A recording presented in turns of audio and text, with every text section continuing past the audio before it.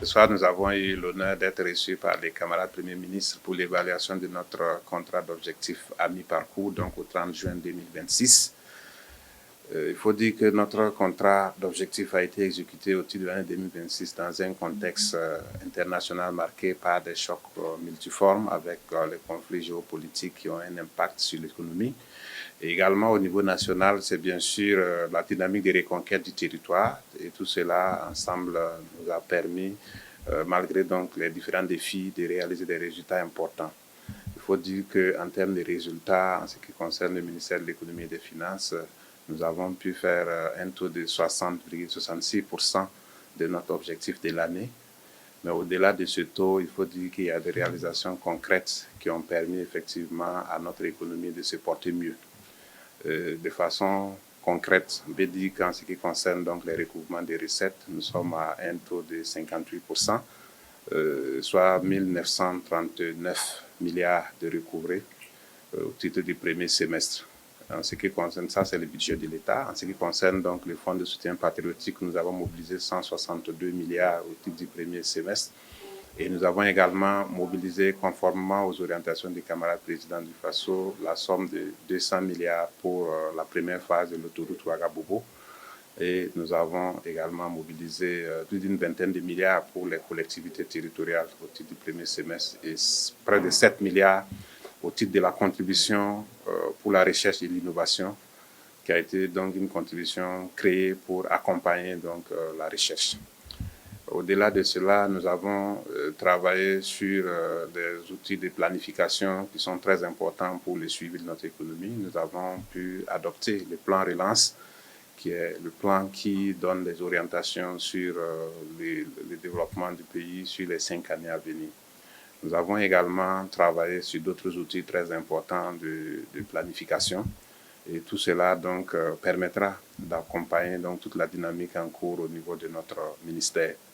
En plus de cela, nous avons pu créer le fonds souverain minier qui est en cours d'opérationnalisation. Nous avons créé également la holding bancaire qui est également en cours d'opérationnalisation et l'imprimerie nationale. Donc tout ça sont des acquis importants qui ont été engrangés au cours de ces semestres. En plus de cela, nous avons continué la dynamique de digitalisation de nos procédures. Actuellement, nous sommes sur la digitalisation des procédures des marchés publics et là, nous sommes à 61%. Et nous espérons que d'ici la fin de l'année, nous allons pouvoir terminer et avoir donc une plateforme numérique pour les marchés publics.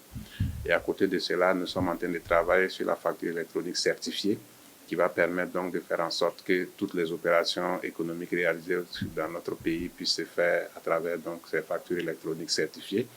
En plus, nous sommes en train de travailler à améliorer la digitalisation du foncier avec le déploiement progressif de la plateforme SICAD. D'autres plateformes importantes ont été donc déployées également au cours du semestre. Et on peut citer par exemple la plateforme IBDT, qui est une plateforme qui permet donc aux clients de la Banque du Trésor de pouvoir accéder à leurs comptes en ligne. Donc, ça sont des opérations qui ont été réalisées au cours du premier semestre. Dans le second semestre, nous allons donc continuer les réformes, parce qu'il y a des réformes importantes à mettre en œuvre. Il y a également des initiatives qui ont été prises au premier semestre qui doivent être opérationnalisées au second semestre. Naturellement, nous allons continuer l'intensification des recouvrements, mais surtout l'intensification de la lutte contre la fraude. Vous avez dû constater que dans les premiers semestres, il y a eu des résultats importants qui ont été engrangés, aussi bien par la Direction générale des douanes que la Direction générale des impôts, mais surtout aussi la Coordination nationale de lutte contre la fraude. Donc, toutes ces actions ont permis d'assainir l'économie nationale et également de préserver la santé des populations. Et au second semestre, nous allons donc poursuivre cela, en plus de la mobilisation des ressources. Et nous avons des réformes importantes en termes de digitalisation qui vont également continuer. Le camarade Premier ministre nous a félicités donc pour les résultats engrangés et également nous a encouragés pour les défis à venir. Comme vous le savez, les ambitions de développement du Burkina sont très importantes.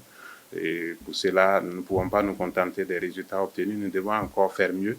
Et nous pensons qu'on a encore beaucoup de marge de progression. Et naturellement, tous nos collaborateurs sont mobilisés pour pouvoir faire des résultats donc, pour le reste de l'année. Donc ça nous donne l'occasion de les féliciter, de les encourager pour la qualité du travail qu'ils ont pu mener au premier semestre et surtout de les inviter à redoubler davantage d'efforts pour le second semestre. La Diaspora Bond, les résultats officiels ont été donc arrêtés. Nous avons pu mobiliser 151 milliards sur 125 attendus.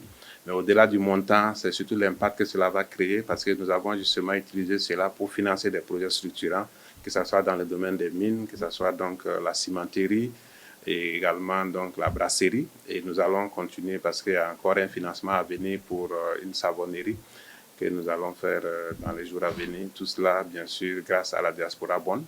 Et ça montre qu'il y a du potentiel. Il faut savoir juste faire l'ingénierie financière nécessaire pour pouvoir mobiliser les ressources. Et là, c'était la première phase. Nous allons partir tout de suite pour la seconde phase. Et comme vous l'avez dit, il y a l'opération de Soukou que nous allons arrêter bientôt.